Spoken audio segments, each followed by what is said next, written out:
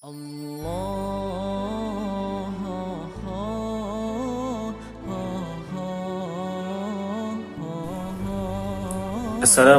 warahmatullahi wabarakatuh.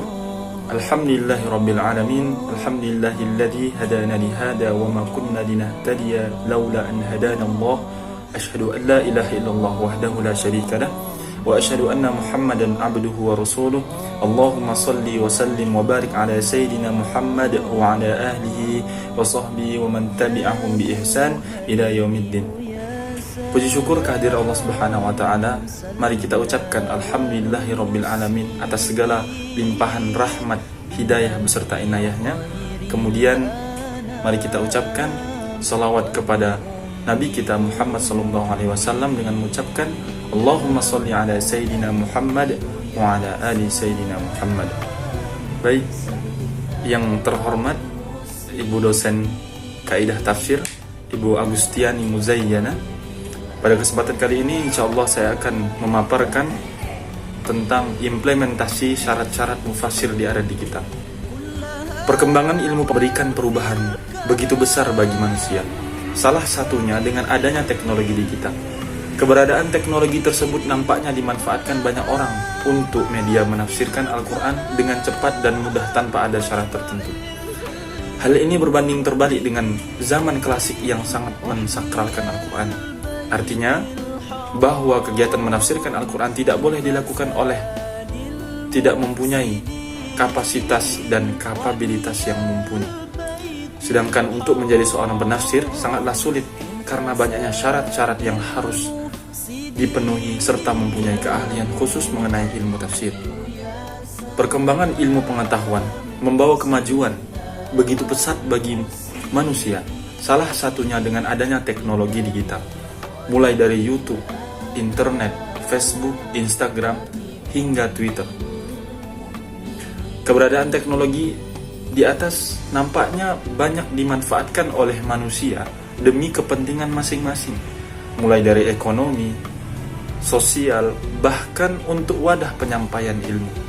Lebih spesifiknya lagi bahwa penelitian ini ingin mengetahui penerapan atau implementasi syarat-syarat mufassir di era digital.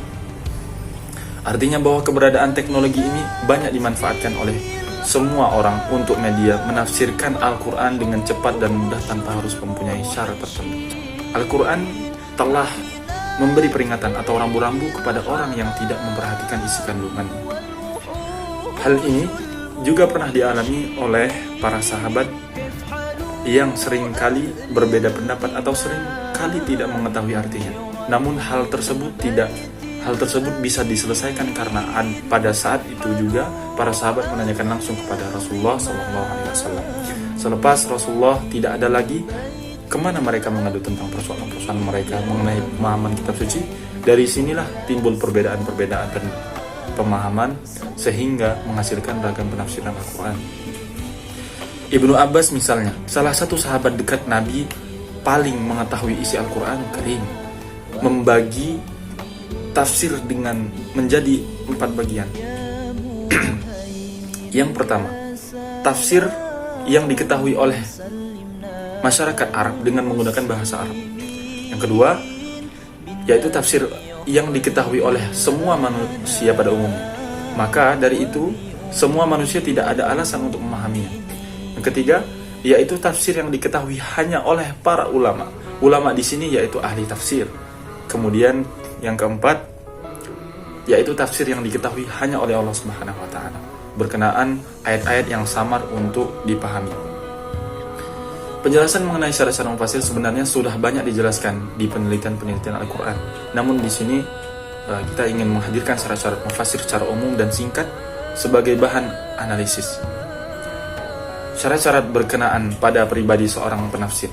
Syarat-syarat yang berkenaan pada sifat kepribadian sebelum menafsirkan Al-Quran diantaranya yaitu mempunyai kepribadian yang baik, jujur, lapang dada, tekun beribadah, kesehariannya dihiasi dengan membaca Al-Quran, serta mempunyai akidah yang baik. Selain itu mempunyai semangat dan niat yang lurus hanya kepada Allah. Bersikap hati-hati ketika menjelaskan ayat yang sekiranya sulit untuk dipahami. mempunyai pengetahuan dan wawasan yang luas tentang ilmu agama. Selain itu, harus menguasai teknik penulisan, tata bahasa agar terhindar dari kesalahan yang tidak diinginkan. Adapun aspek lainnya berkenaan kepada kepribadian seorang mufassir, yaitu mempunyai akhlak al-karimah, baik secara ruhaniyah ataupun kesehariannya. Dari aspek inilah bahwa dasar seorang penafsir bisa menjelaskan maksud-maksud firman Allah dan tidak terkungkung dari niat jelek dari hawa nafsunya, sehingga pesan kitab suci bisa dipahami kepada seluruh manusia. Para ulama terdahulu menempatkan akhlakul karimah ini sebagai salah satu adab-adab mufassir.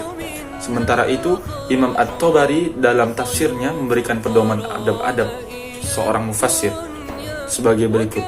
Hal yang harus diketahui di antara sekian syarat mufassir yaitu mempunyai akidah yang lurus serta mempunyai kesungguhan terhadap agamanya. Dari perkataan Imam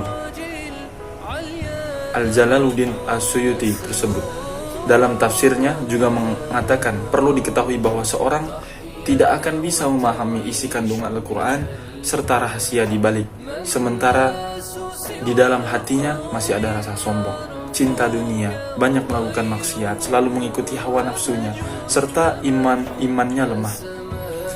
Kemudian sering mengikuti pendapat penafsir yang tidak memiliki ilmu yang mengarah kepada akalnya. Hal inilah yang menjadi tabir dalam mengungkapkan rahasia makna Al-Quranul Karim.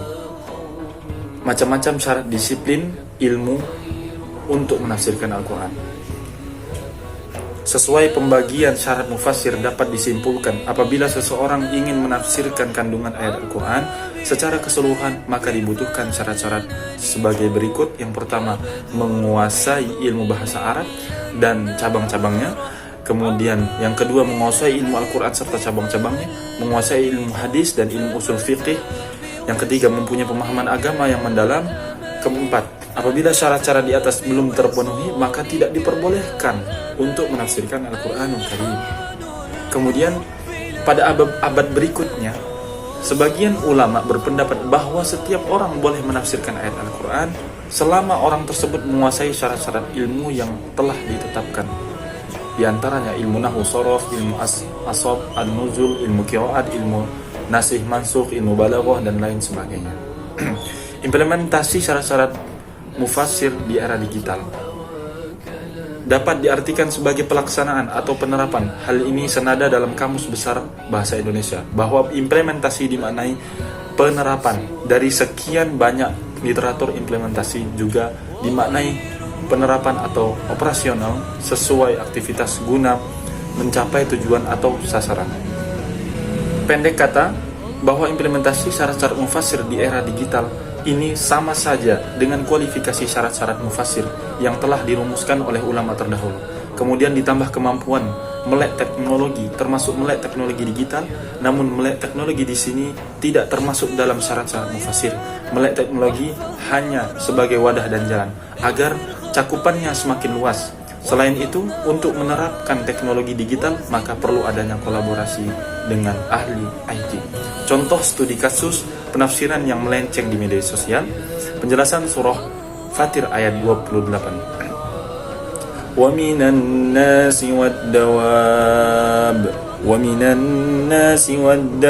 wal an'ami mukhtalifan alwanuhu kadzalik innama yakhshallaha min ibadihi al-ulama innallaha azizun ghafur.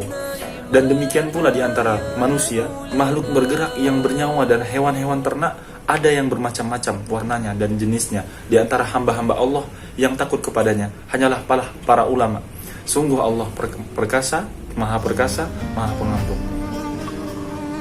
Kasus pertama mengenai Sugi Nur atau akrab dipanggil Gus Nur.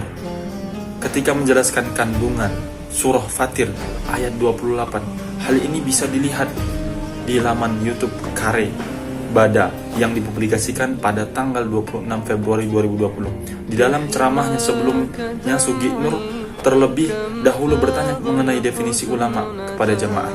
Kemudian Sugi Nur membacakan surah Fatir ayat 28 bahwasanya di antara manusia dan binatang adalah ulama. Lanjut menurut Sugi dalam penjelasannya, yang dimaksud ulama adalah bisa ular, kambing, ayam, bahkan gunung sekalipun, yang penting takut kepada Allah Subhanahu wa taala. Jadi menurut Sugi semuanya berpotensi menjadi ulama asalkan takut kepada Allah. Jelas bahwa penjelasan Sugi Nur di atas sangat melenceng serta menyalahi aturan. Maka seyogyanya dalam hal keilmuan masyarakat harus selektif. Kemudian kasus kedua mengenai penjelasan Evi Effendi mengenai surat Ad-Duha ayat ke-7 yang sudah tersebar di media sosial, bahwasanya setiap manusia adalah sesat termasuk Nabi Muhammad. Lanjut Evi bahwa